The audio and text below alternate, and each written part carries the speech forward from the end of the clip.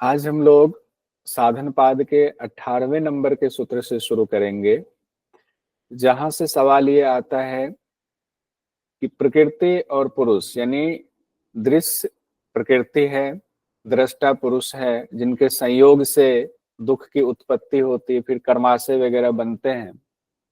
अब पहले दृष्टा और दृश्य को अच्छे से समझना है। महर्षि पतंजलि बता रहे हैं कि दृश्य क्या है पहले ये समझो, फिर दृष्टा की भी आपको जानकारी आएगी।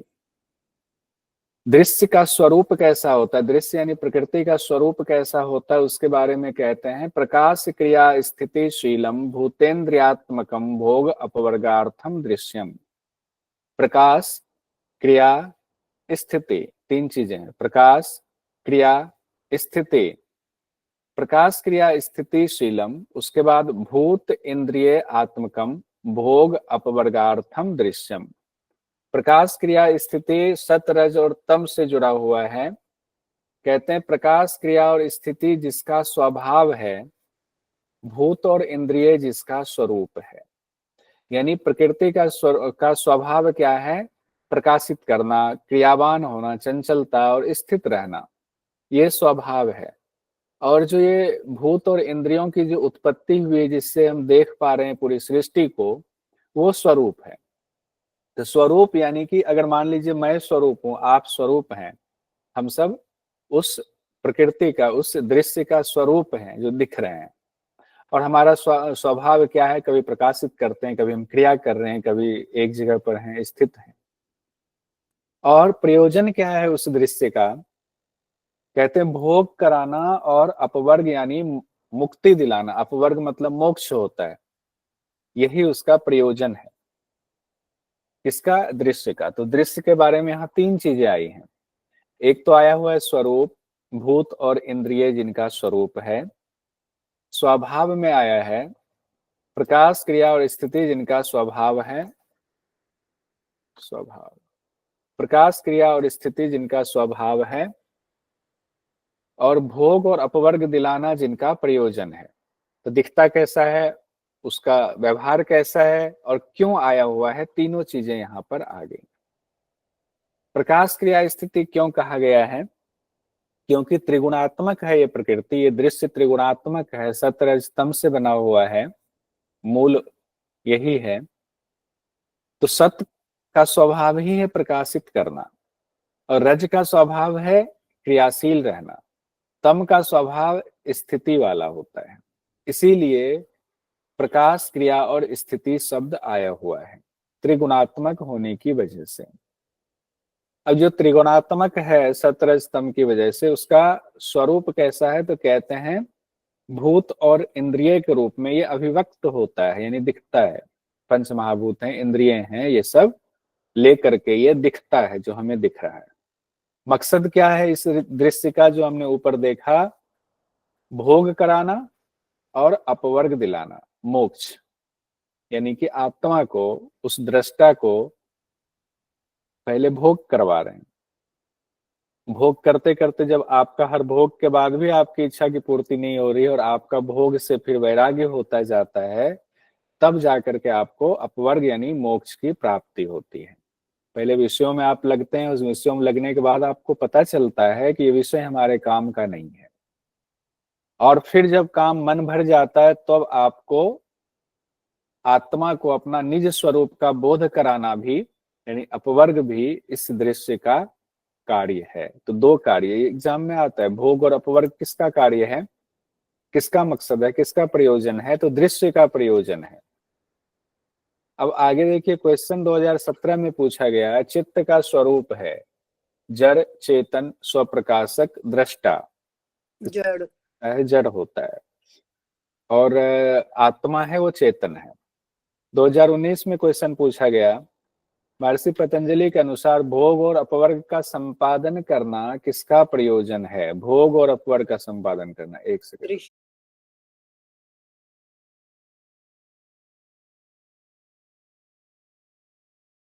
भोग और अपवर्ग का संपादन करना किसका प्रयोजन है? तो दृश्य का प्रयोजन है, बी नंबर का। दृश्य। दिसंबर 2023 में पूछा गया, दृश्य का वर्णन योग सूत्र में कहाँ मिलता है? दृश्य का वर्णन अभी हम लोग पढ़ रहे हैं, 2 के 18 में मिलता है दृश्य का वर्णन, जो यहाँ पर दिया हुआ है 1 17 2 18 3 21 4 12। तो वैसे भी पहले में तीसरे चौथे में नहीं होकर के 2 का 18 है जहां पर दृश्य का वर्णन मिलता है।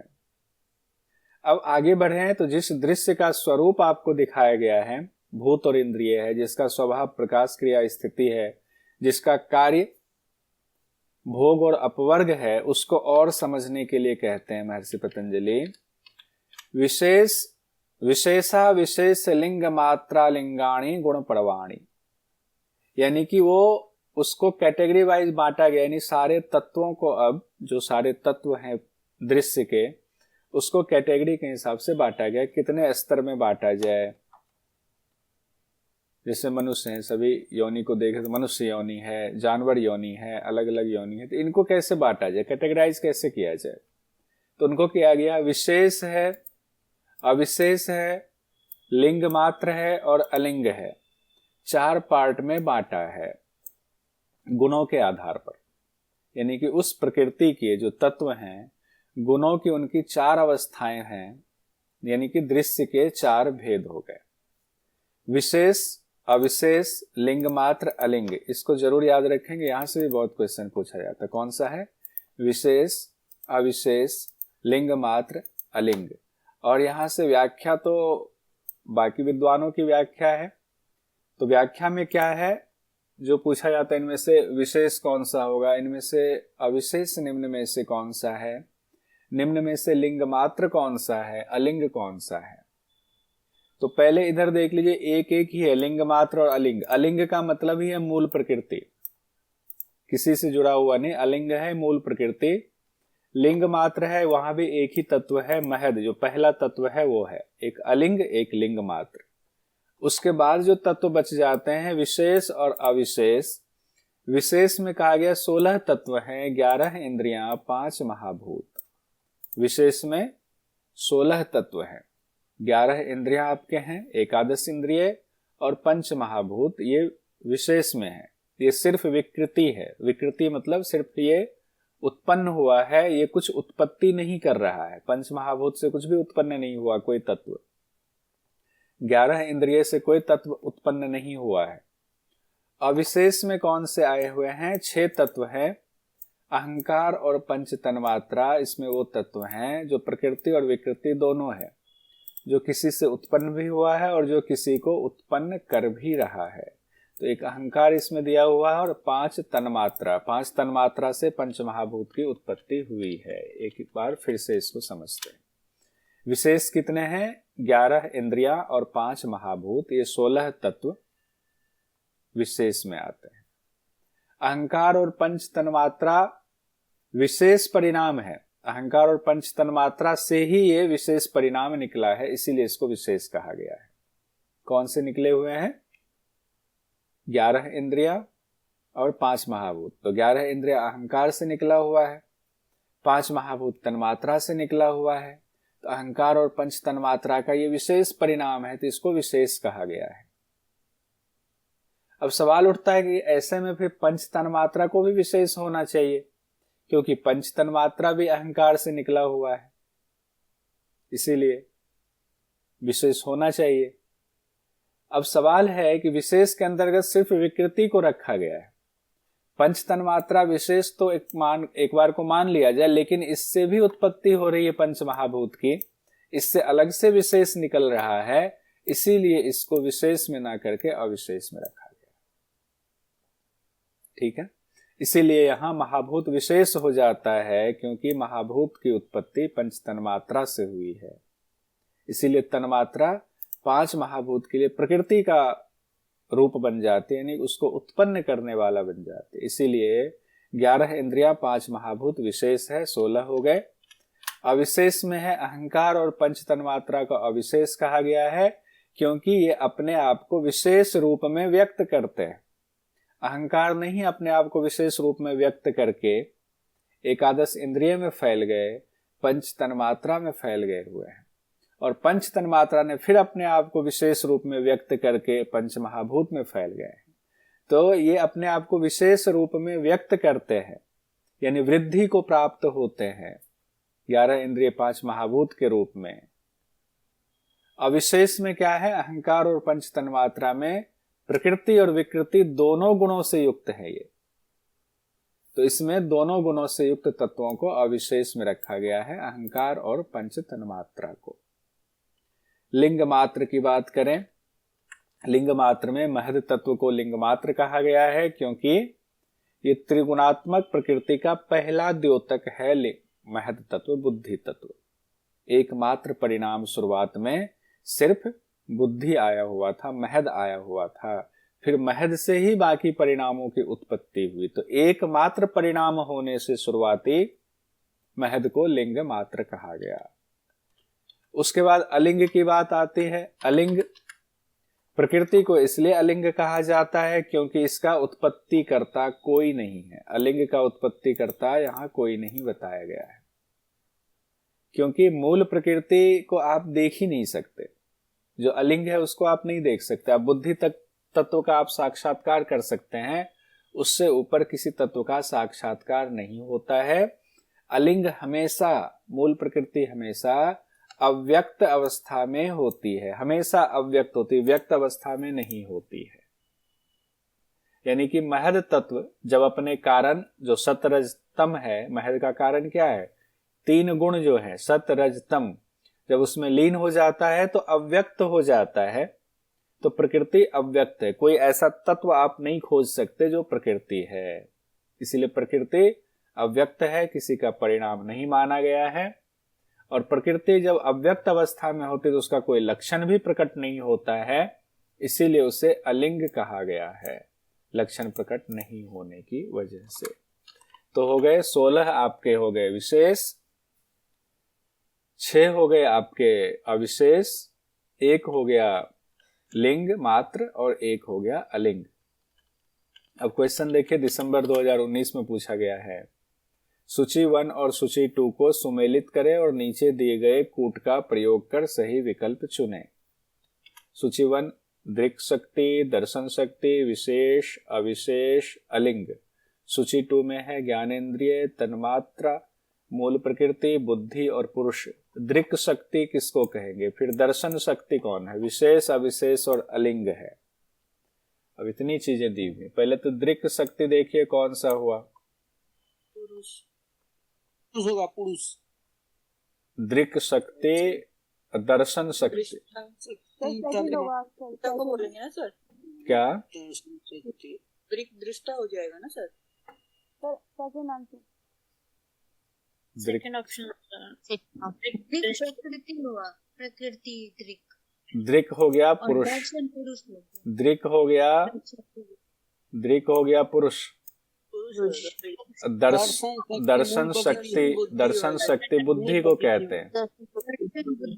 दर्शन बुद्धि है। हाँ, और विशेष में आपका ज्ञानेंद्रियां हो गया, अविशेष में आपका तन्मात्रा हो गया, अविशेष तन्मात्रा है। अलिंग हम लोगों ने अभी पढ़ा, अलिंग मूल प्रकृति, मूल प्रकृति अलिंग है। तो उस हिसाब से हो गया ए का 5, दर्शन शक्ति बुद्धि 4, ए का 5, बी का 4, सी का हो गया ज्ञानेंद्रिय 1, डी का हो गया तन्मात्रा 2 और ई का हो गया मूल प्रकृति 3। तो ये आंसर दूसरा वाला सही होगा। ठीक है, अब हम लोग आगे बढ़ते हैं। जून 2020 में क्वेश्चन पूछा गया, जो कि कोविड की वजह से नवंबर में पेपर हुआ। योग सूत्र के अनुसार दृश्य के कितने भेद बताए गए? दृश्य के अभिभेद 4 भेद। कौन कौन से भेद हैं एक बार बताइए? विशेष, लिंग मात्र, अलिंग। विशेष, अविशेष, लिंग मात्र, अलिंग। हाँ, विशेष, अविशेष, लिंग मात्र और अलिंग। अब ये क्वेश्चन नवंबर 2021 में पूछा गया। पातंजल योग सूत्र के अनुसार निम्न का क्रम कीजिए, लिंग मात्र, अलिंग, विशेष, अविशेष। तो क्या होगा पहले? विशेष, अविशेष, लिंग मात्र, अलिंग। विशेष, अविशेष, लिंग मात्र, अलिंग। ठीक है, C D A B, C D A B तीसरा वाला ऑप्शन। दिसंबर 2023 में पूछा गया। देखिए कितने क्वेश्चन पूछे जा रहे हैं। योग सूत्र के अनुसार दृश्य के भेद बताए गए हैं। विशेष, प्रत्यानुपस्य, अविशेष, अलिंग, दृश्य मात्र। ACD ACD, विशेष, अविशेष और अलिंग। AC और D। ACD किस में है? दूसरे नंबर में ACD दिया हुआ है। एक बार जब समझ जाएंगे तो क्वेश्चन का आंसर सारा निकल आ रहा है। अब हमने प्रकृति के स्वभाव को जान लिया, स्वरूप को जान लिया, गुणों की अवस्था को जान लिया। अब आत्मा के स्वरूप का वर्णन है, दृष्टा के स्वरूप का वर्णन है।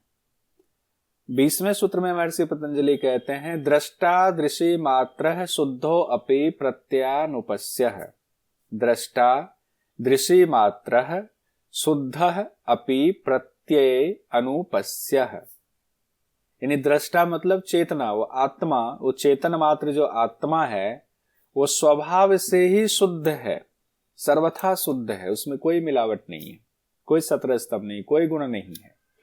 लेकिन फिर भी वो अविद्या की वजह से बुद्धि वृत्ति के अनुरूप देखने लगता है, प्रत्यय अनुपस्य हो जाता है।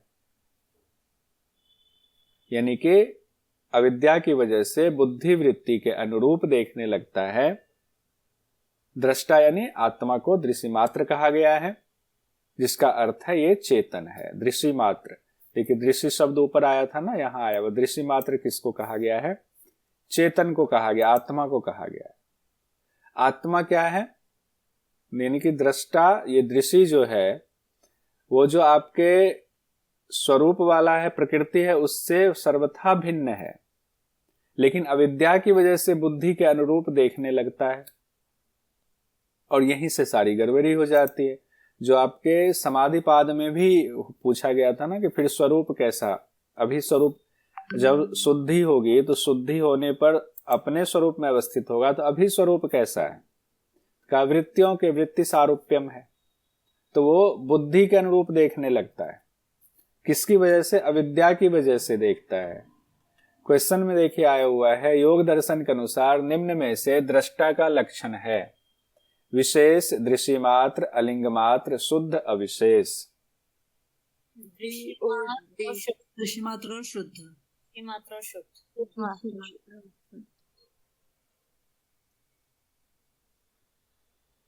योग दर्शन के अनुसार निम्न में से दृष्टा का लक्षण है विशेष, दृश्य मात्र, अलिंग मात्र, शुद्ध, अविशेष। तो विशेष है नहीं, अलिंग मात्र है नहीं, शुद्ध है, अविशेष नहीं है, तो दृश्य मात्र और शुद्ध होगा। बी और डी होगा। बी और डी किसमें? केवल बी और डी, दूसरा वाला आंसर सही है, केवल बी और डी। उसके बाद दृश्य यानी प्रकृति का स्वरूप उस आत्मा के लिए ही है, ये बात फिर से यहां कही जा रही है। तदर्थ एव दृश्यस्यात्मा, तद अर्थ एव दृश्यस्य आत्मा। यानी कि दृश्य का स्वरूप उस आत्मा के लिए ही है। दृश्य का स्वरूप, दृश्य मतलब उस प्रकृति का जो स्वरूप है। स्वरूप में क्या बताया गया था ऊपर? स्वरूप में दो शब्द का इस्तेमाल किया गया था 18वें नंबर के सूत्र में। क्या दो शब्द था, बताएंगे कोई? भोग और अपवर्ग। भोग अपवर्ग तो उसका प्रयोजन था, क्यों आया? स्वरूप के लिए भूत और इंद्रिय, भूत और इंद्रिय तो प्रकृति और उसका प्रयोजन, हाँ। भोग और अपवर्ग। तो यहाँ पर कहा गया दृश्य का स्वरूप, तो दृश्य का स्वरूप जो भूत इंद्रिय वगैरह स्वरूप है जी सर, वो उस आत्मा के लिए ही है। कहने का मतलब ये, हाँ, कहने का मतलब ये, अगर आप अभी बैठे हुए हैं, अपने घर में बैठे हुए हैं, घर आपका अगर प्रकृति है तो घर के अंदर आप बैठे, आप आत्मा हो, तो घर किसके लिए है? आपके लिए है, आप आत्मा के लिए है, वो घर आपके लिए ही है। इसकी व्याख्या में कहा गया कि अपना दर्शन कराकर भोग कराना और दृष्टा के निज स्वरूप का दर्शन कराकर उसको मोक्ष की प्राप्ति कराना, यही तो उस दृश्य का कार्य है, यही तो उस प्रकृति का कार्य है। तो दोनों ही इस स्थिति से स्पष्ट है। भोग करा रहे हैं तो भी आप आत्मा के लिए ही हैं, और जब मोक्ष यानी अपवर्ग करा रहे हैं तो भी आप आत्मा के लिए ही हैं। दोनों कार्य आप आत्मा के लिए ही कर रहे हैं। प्रकृति का अपना कोई प्रयोजन नहीं है। अब 22वें नंबर के सूत्र में महर्षि पतंजलि कह रहे हैं भोग और अपवर्ग पूरा कराने के बाद फिर प्रकृति का क्या होता है। आपका मान लीजिए कि अभी सरिता जी हैं, मनीता जी हैं, मुकेश जी हैं, इनकी प्रकृति ने इनको भोग भी करा दिया, इनको अपवर्ग भी करा दिया, कैवल्य करा दिया, तो अब क्या होगा उस प्रकृति का। तब 22वें नंबर के सूत्र में कहा गया कृतार्थम प्रति नष्टम अपि अनष्टम तदन्य साधारणत्वात्। कृतार्थम प्रति नष्टम अपि अनष्टम तद अन्य साधारणत्वात्। जिसका भोग और अपवर्ग पूरा हो गया, कृतार्थम प्रति, जिनको हो गई कृतार्थ हो गया, उनके लिए नष्ट हो गया नष्टम, अनष्ट अपि अनष्टम, नष्ट नहीं होता है उनके लिए, तद अन्य साधारणत्वात्, जिनके लिए सामान्य रूप से भोग अपवर्ग बचा हुआ है। जैसे मान लीजिए मैं हूं और मुकेश जी हैं, मुकेश जी ने साधना की, साधना करते करते उनका भोग भी पूरा हो गया, उनका अपवर्ग भी हो गया, तो मुकेश रूपी जो आत्मा है उनके लिए प्रकृति नष्ट हो गई है, यानी मुकेश जी रूपी आत्मा के लिए उनकी प्रकृति नष्ट हो गई है। लेकिन ऐसा मतलब ये नहीं है कि प्रकृति पूरी तरह नष्ट हो गई, मेरे लिए भी नष्ट हो गई, नहीं, मेरा भोग और अपवर्ग अभी बचा हुआ है, इसीलिए मेरे लिए अभी अनष्टम स्थिति में है, यानी अभी मेरे लिए प्रकृति बची हुई है। जिसका होता जाएगा उसको मोक्ष मिलता जाएगा, जिसका नहीं हुआ है उसके लिए अपि अनष्टम स्थिति में है। यानी जिस पुरुष का भोग अपवर्ग पूरा हो गया उस पुरुष के लिए प्रकृति नष्ट हो गई, लेकिन फिर भी प्रकृति नष्ट नहीं होती क्योंकि बाकी पुरुषों का भोग और अपवर्ग बचा हुआ है। इन्हीं का हैंडरेज है क्या? हाँ सरिता जी बताए। सर जैसे नेट का एग्जाम किसी ने पास कर लिया है तो फिर वो उसके लिए कोई मायने नहीं रखता है नेट का एग्जाम। हाँ, फिर वो एग्जाम नहीं देगा, तैयारी नहीं करेगा। लेकिन जिनका नहीं हुआ है उसके लिए तो है। बिल्कुल बिल्कुल। अब सवाल यह है कि आखिर प्रकृति का ये स्वरूप उभरता कैसे है, कैसे उभर रहा है ये स्वरूप, जो भूत और इंद्रिय स्वरूप आपने देखा वो कैसे उभर रहा है, उसके बारे में 23वें नंबर के सूत्र में महर्षि पतंजलि कहते हैं स्वस्वामी शक्तयोः स्वरूपो उपलब्धि हेतु संयोगः। स्वस्वामी शक्तयो यानी कि स्व और स्वामी दोनों के लिए शक्तयो शब्द आया हुआ है। स्वशक्ति और स्वामी शक्ति स्वरूप उपलब्धि हेतु संयोग है। स्वशक्ति का तात्पर्य है प्रकृति की ताकत, यानी प्रकृति से उत्पन्न जो तत्वों के गुण हैं, कर्म हैं, स्वभाव हैं, वो प्रकृति के लिए स्वशक्ति कहा गया है। और स्वामी शक्ति, प्रकृति का स्वामी कौन है जिसके लिए वो सब कर रही है? स्वामी है आत्मा। तो स्वशक्ति और स्वामी शक्ति दोनों के संयोग की वजह से स्व स्वामी शक्तयोः स्वरूप उपलब्धि, उनकी स्वरूप की उपलब्धि होती है। हेतु क्या है? संयोग। संयोग मतलब उनका मिलना। तो दोनों के संयोग की वजह से प्रकृति पुरुष का जब मिला तो उसका स्वरूप का ज्ञान होता है, उभरता है। अगर दोनों का संयोग नहीं हुआ होता तो ये सृष्टि जो अभी उजागर हो रही है, ये सृष्टि हमें नहीं दिखती। आत्मा के साथ संयोग हुआ तभी जो अव्यक्त प्रकृति थी, मूल प्रकृति थी, वो व्यक्त हो गई। पहले अव्यक्त थी, फिर व्यक्त कैसे हुई? पहले बुद्धि, फिर अहंकार, फिर एकादश इंद्रिय, तन्मात्रा, फिर पंचमहाभूत, ऐसे व्यक्त हो गया, सभी तत्वों की उत्पत्ति हो गई। अब प्रकृति को स्वशक्ति क्यों कहा गया है?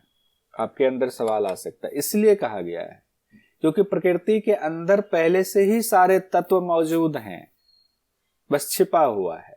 जैसे एक अंधेरा कमरा है, उसमें सब कुछ भरा आपको दिख नहीं रहा है क्योंकि वहां प्रकाश नहीं है।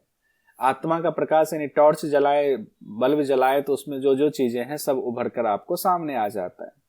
जब तक नहीं दिखता है तब तक अंधकार में अव्यक्त है, रोशनी पड़ते ही व्यक्त हो गया। उसी तरह प्रकृति में सब कुछ, सारी शक्ति पहले से मौजूद है, बस आत्मा रूपी प्रकाश पड़ते ही वो शक्ति उभर कर सामने आ जाती है, व्यक्त हो जाती है।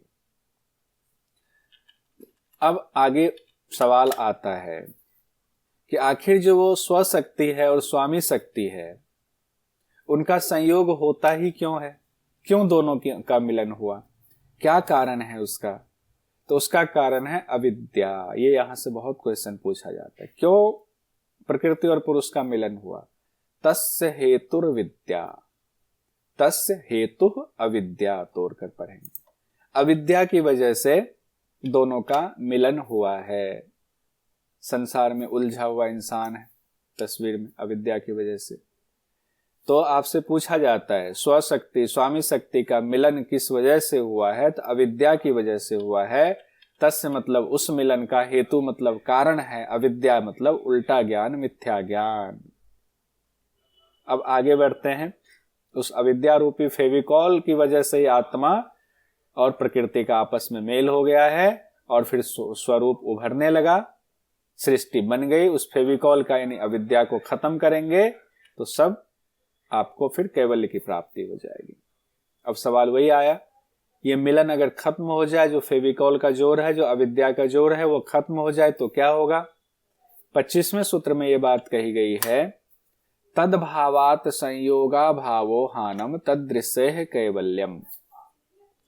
तद अभावात संयोग अभाव हानम तदृश्य कैवल्यम। तद अभावात किसका अभाव होने से, जो ऊपर अविद्या कही गई है उसका अभाव होने से दृष्टा दृश्य के संयोग का अभाव होता है, यानी कि प्रकृति पुरुष का जो मिलन है उसका अभाव होगा। क्योंकि मिलन का कारण क्या था, अविद्या, फेविकॉल, अविद्या रूपी फेविकॉल। अविद्या का ही अभाव हो गया तो दोनों का अभाव हो जाएगा, प्रकृति और पुरुष दोनों के संयोग का अभाव हो जाएगा, अलग अलग होगा, दुखों की निवृत्ति हो जाएगी। उस स्थिति को क्या कहा जाएगा, उस आत्मा का यानी उस जीवात्मा का कैवल्य कहा जाएगा। जीवात्मा का कैवल्य हो गया, वही जीवात्मा का कैवल्य है। तो कैवल्यम शब्द यहां भी आया हुआ है साधन पाद में, दूसरे के 25वें सूत्र में, इसको कहीं नोट कर लीजिएगा। तद भावात संयोगा भावो हानम तदृश्य कैवल्यम। अब देखिए क्वेश्चन ये पूछा गया दिसंबर 2023 में, योग सूत्र के अनुसार अविद्या का अभाव होने पर संयोग का अभाव होता है, जिसे कहा गया है कैवल्य समाधि, विवेक ख्याति, धर्ममेघ समाधि, कैवल्य कहा गया है। तो क्वेश्चन ऐसे पूछा, सूत्र से ही सारे क्वेश्चन आ रहे हैं। अविद्या का अभाव है, संयोग का अभाव हुआ, तो इसको क्या कहा जाएगा, कैवल्य कहा जाएगा। आखिर उस स्थिति तक कैसे पहुंचा जाए, यानी अविद्या का अभाव कैसे हो, अभाव कैवल्य चाहिए हमें। अब कैवल्य कैसे हो, कैवल्य की प्राप्ति कैसे हो, तो अविद्या का अभाव होने से। अविद्या का अभाव कैसे करना है, कोई ऐसे जादू मंत्र गोली तो है नहीं खा लें। तो महर्षि पतंजलि कहते हैं एक उपाय है 26वें सूत्र में, विवेक ख्यातिर विप्लवाहानोपाय। विवेक ख्याति अविप्लवाहान उपाय, हानोपाय की बात भी आ गई। विवेक ज्ञान जब आपका उत्पन्न होता है तो दुखों का अभाव हो जाता है, अविप्लवा यानी दुख खत्म हो जाते हैं, यही मोक्ष का उपाय है, हान का उपाय है। यानी विवेक ज्ञान आप प्राप्त कीजिए तो अविद्या रूपी फेविकॉल का नाश होगा, और जब अविद्या रूपी फेविकॉल का नाश होगा तो क्लेश खत्म हो गया, क्योंकि अविद्या ही सभी क्लेशों की जननी है। फिर आपको मोक्ष की प्राप्ति हो जाएगी। विवेक ख्याति क्या है, तो विवेक ख्याति वो चीज है जिससे कि प्रकृति और उससे जो उत्पन्न तत्व हैं और जो पुरुष है उसका अलग अलग ज्ञान हो जाता है, वो विवेक ख्याति। अब ज्ञान कैसे हो, कैसे विवेक ख्याति आए, अभी तो कहा विवेक ख्याति रूपी बंदूक से आप मारोगे आपको कैवल्य की प्राप्ति होगी, वही हानोपाय है। अब वो बंदूक आएगा कहां से, वो बंदूक की प्राप्ति कहां से होगी, लाइसेंस बनवाना पड़ेगा। तो उसके लिए आगे बताया गया है अष्टांग योग की बात। लेकिन उससे पहले जो अभी तक हम लोगों ने पढ़ा उसमें चतुर्व्यूहवाद की बात आई हुई है, जो आप कई बार हो सकता है एग्जाम में पूछते। चतुर्व्यूहवाद, चतुर्व्यूहवाद में अभी हम लोगों ने 4 चीजें पढ़ी। हेय पढ़ा, हेय का हेतु पढ़ा, फिर हान पढ़ा, फिर हानोपाय पढ़ा, हान के उपाय अभी पढ़ा हम लोग। हेय मतलब कहा गया अनागत दुख, अनागत दुख वाला हम लोगों ने कल पढ़ा था ना, जो दुख आने वाला है उसको नष्ट करना है। उस हेय का हेतु क्या, आने वाले दुख का कारण क्या है। और हान, दुखों का अभाव करने को हान कहा गया है। अभाव करने का जो तरीका है उसको हानोपाय कहा गया। एक बार देखिए, कल वाला रिवीजन कर लेते हैं। हेय में कहा गया हेयम दुखम अनागतम, दूसरे का 16वां, जो दुख आया नहीं है वो नष्ट करने योग्य है, पहले ही उसके लिए तैयारी आप कर लीजिए। आने वाला है दुख, उसको नष्ट करने योग्य है, वो हेय कहते हैं इसको। हेय का हेतु क्या है? हेय हेतु तो दृष्टि दृश्योः संयोग है हेय हेतु, और तस्य हेतुर्विद्या, इसमें दो बातें कही गई, 2:17 2:24 में, कि दृष्टा और दृश्य का संयोग ही जो है कारण है उस हेतु का, उस आने वाले अनागत दुख का कारण प्रकृति पुरुष का संयोग है। और उनका संयोग क्यों होता है? तस्य हेतुर्विद्या, अविद्या की वजह से संयोग होता है। अब उसके बाद तीसरे में है हान, कहते हैं तद भावात संयोगा भाव हानम तदृशय कैवल्यम, यानी अविद्या की वजह से संयोग हुआ है ना, तो अविद्या का अभाव करा देते हैं। संयोग का अभाव होगा तो हान की स्थिति आ जाएगी। संयोग का अभाव कराना ही हान है। हानोपाय क्या है? विवेक ख्याति अविप्लवा हानोपाय, यानी विवेक ख्याति के ज्ञान से ही वो हानि की स्थिति प्राप्त होगी, उसका खात्मा होगा हानोपाय से। एक बार फिर से देखिए इसको। दुख आने वाला है, अनागत दुख, दुख का कारण है अविद्या की वजह से संयोग, दुख का कारण है। दुख का निवारण क्या है? हान की बात जो आई है, अविद्या का नाश ही निवारण। ये पता चल गया कैसे हान की स्थिति आएगी, तो अविद्या का नाश करेंगे। तो अविद्या का नाश कैसे करेंगे? दुख का निवारण का उपाय क्या है? दुख का निवारण अविद्या का नाश है, तो उपाय क्या है उस निवारण का? तो विवेक ख्याति से अविद्या का नाश करना। ये चतुर्व्यूहवाद के बारे में बात हुई है। दूसरे उसमें ही आएगा ना, पाद में पूरा? हाँ, ये पूरा दूसरे पाद में ही, साधन पाद में ही पूरा है ये। हाँ, चारों सूत्र वही आ रहे हैं, चारों सूत्र वही आ रहे हैं। अगर ऐसा पूछ ले कि किस पाद में जिक्र हुआ है। हाँ, जैसे कि इसमें 2-3 तरीके सही कह रहे हो। जैसे मान लिया जाए चतुर्व्यूहवाद की चर्चा किस पाद में है? साधन पाद में। अगर ये पूछ दिया जाए हेय हेतु हान और हानोपाय की चर्चा किस पाद में है, तो साधन पाद में ही चारों की चर्चा की गई है। ठीक है अमिता जी, हटाऊं? ठीक। अब हम लोग इससे आगे बढ़ते हैं। हाँ, ये क्वेश्चन देखना था। जनवरी 2017 में जो सवाल पूछा गया, महर्षि पतंजलि के अनुसार दुख की निवृत्ति का क्या उपाय है? समाधि, ध्यान, क्रिया योग, विवेक ख्याति। तो दुख की निवृत्ति का उपाय विवेक ख्याति कहा गया। विवेक ख्याति हो जाने पर ऐसी कौन सी स्थिति बनती है कि कैवल्य की प्राप्ति होगी? अब विवेक ख्याति कैसे प्राप्त करेंगे उसकी चर्चा बाद में है। उससे पहले एक और स्थिति दी गई है कि विवेक ख्याति होने पर ऐसा क्या होगा कि कैवल्य प्राप्त हो जाएगा। तो महर्षि पतंजलि कहते हैं विवेक ख्याति होने पर तस्य सप्तधा प्रांत भूमि प्रज्ञा। तब क्या होगा? विवेक ज्ञान जब प्राप्त होगा तो अब उस पुरुष की, यानी उस जो पुरुष फंसा हुआ प्रकृति में, उसकी 7 प्रकार की उत्कृष्ट यानी सबसे ऊंची अवस्था वाली बुद्धि होगी। उसकी प्रज्ञा होगी सप्तधा, 7 प्रकार की, यानी कि उसकी बुद्धि के 7 स्तर होंगे। क्या है 7 स्तर? इसमें बताया नहीं गया, लेकिन व्याख्याकारों ने बताया है। व्याख्याकारों ने बताया है सप्तधा प्रांत भूमि के बारे में। ज्ञेय शून्य, हेय हेतु क्षीण अवस्था, प्राप्य प्राप्त अवस्था, चिकित्सा शून्य अवस्था, चित्त की कृतार्थता अवस्था, गुणलीनता अवस्था, आत्म स्थिति की अवस्था। ये 7 अवस्था बताए गए, जो कहा गया सप्तधा प्रांत भूमि, यानी बुद्धि की जो 7 ऊंची अवस्थाएं हैं। ज्ञेय शून्य का मतलब है जो जानना था सब जान लिया। ज्ञेय मतलब जो जानने की स्थिति थी वो शून्य हो गया, अब कुछ भी जानना शेष नहीं रहा। हेय हेतु क्षीण अवस्था, जो दुख को उत्पन्न करने वाले कारण थे उनको पूर्ण रूप से छीन कर दिया हुआ है। दुख जिससे उत्पन्न हो रहा था वो कारण भी क्षीण हो गया है। प्राप्य प्राप्त अवस्था, जो साक्षात करना था कर लिया हुआ है। जो प्राप्त करना था उसको प्राप्त कर लिया हुआ है, अब कुछ साक्षात करने के लिए शेष नहीं बचा है। चिकित्सा शून्य अवस्था, मोक्ष प्राप्ति के जो साधन हैं उनको मैंने सिद्ध कर लिया है, अब कोई साधन शेष नहीं बचा है।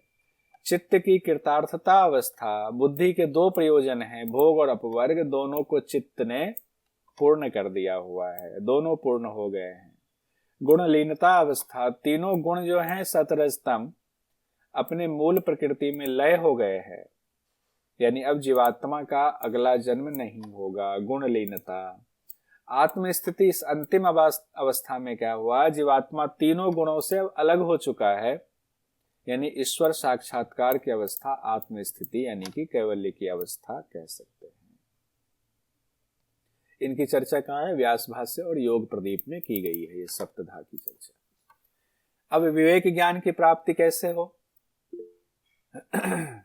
हाँ, अंजलि जी ने कहा। अंजलि जी, सर ये कभी क्वेश्चन में आया है क्या, ये अवस्था याद करनी पड़ेगी क्या? ये शून्य आया तो नहीं, आया तो नहीं है, लेकिन दिया हुआ है।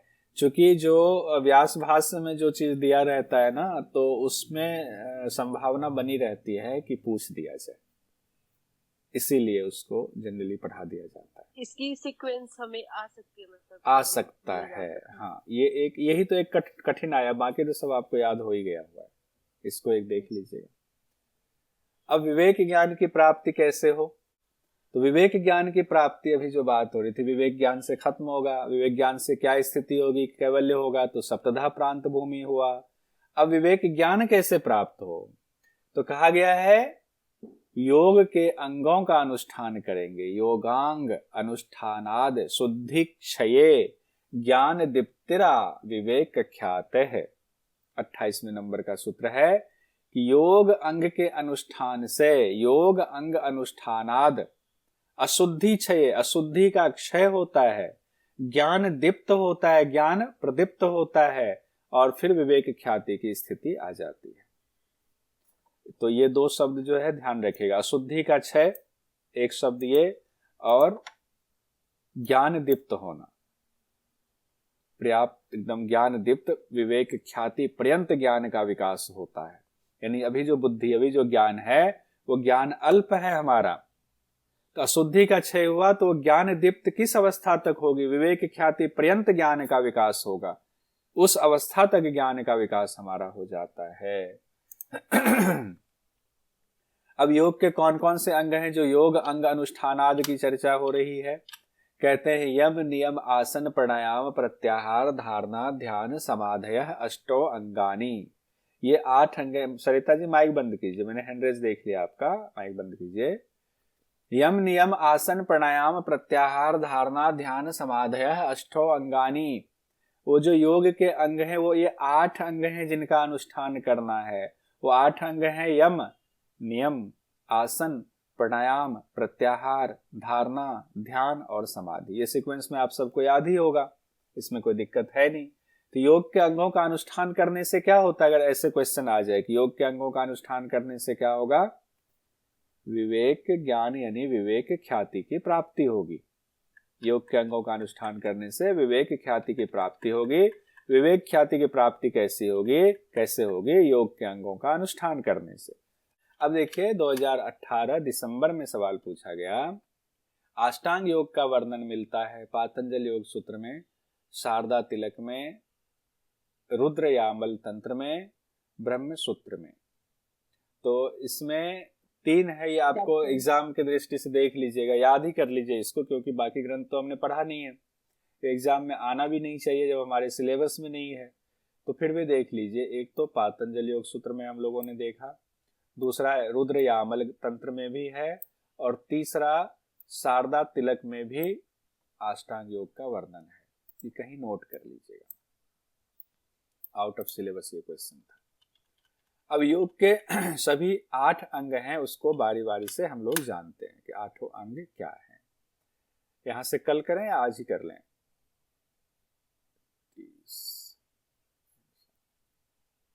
बताइए।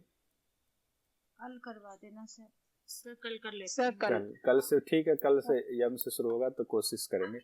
बहुत चाहने के बाद भी 29, 18 से कहाँ ज्यादा हुआ, 10-11 श्लोक ही, 10-11 सूत्र ही हो पाया है।